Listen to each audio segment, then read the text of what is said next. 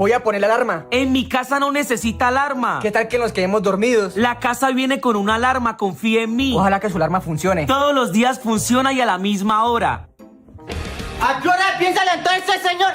A mí me toca todo en esta casa. Claro, como trae el amiguito, que piensa que no le voy a decir nada. No, señor, se me para ya. Uy, sí, está más buena que la de mi celular. Si vio, esa alarma nunca falla. Todos los días suena a la misma hora. ¿A quién le está diciendo alarma? A nadie, mamá. Ya me voy a levantar. ¡Párese rápido!